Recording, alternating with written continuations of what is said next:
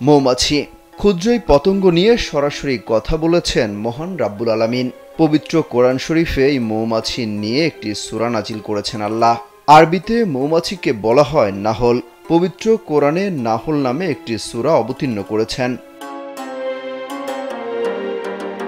এই সূরায় আল্লাহ তাআলা মৌমাছি সম্পর্কে আলোচনা করেছেন। আল্লাহ তাআলা ইরশাদ করেন, তোমার রব মৌমাছির অন্তরে ইঙ্গিত দ্বারা নির্দেশ দিয়েছেন যে তুমি গৃহ নির্মাণ করো পাহাড়, গাছ এবং মানুষের বসতবাড়িতে। পরের আয়াতে আল্লাহ তাআলা বলেন, এরপর প্রত্যেক ফল থেকে কিছু কিছু আহার করো, অতঃপর তোমার রবের সহজ পথ অনুসরণ করো। যমুনা রেফ্রিজারেটর, খাবার ফ্রেশ তো লাইফ জম্পেশ। মৌমাছির পেট থেকে নির্গত হয় বিভিন্ন বর্ণের পানীয়, যাতে মানুষের জন্য রয়েছে রোগের প্রতিষেধক। আলোচ্য আয়াত দুটিতে আল্লাহ তাআলা মৌমাছি সম্পর্কে আলোচনার পাশাপাশি তাদের দ্বারা সৃষ্ট মধুর গুণাগুণও বর্ণনা করেছেন। এমনকি এই মৌমাছির জীবনচক্র নিয়েও আলোচনা হয়েছে। এতে বলা হয়, উঁচু পাহাড়ের চূড়া হোক, মরুপ্রান্তর হোক কিংবা জনশূন্য স্থান হোক না কেন, মৌমাছি কখনো পথ ভুলে যায় না।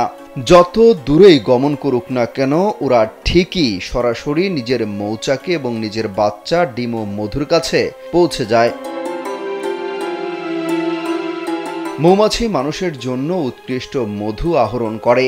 প্রিয় নবী হযরত মুহাম্মদ সাল্লাল্লাহু আলাইহি ওয়াসাল্লাম মধু খেতে খুব ভালোবাসতেন।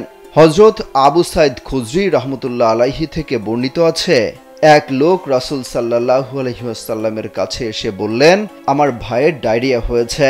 তিনি বলেন, তাকে মধু পান করিয়ে দাও। সে গেল এবং তাকে মধু পান করালো। আবার সে ফিরে এসে বলল, হে আল্লাহর রাসূল, তার রোগ তো আরো বৃদ্ধি পেয়েছে। তিনি এবারও বললেন, যাও তাকে মধু পান করাও। সে গেল এবং তাকে মধু পান করালো। আবারও ফিরে এসে জানালো, হে রাসূল, তার পায়খানা আরো বৃদ্ধি পেয়েছে, কোনোভাবেই থামছে না।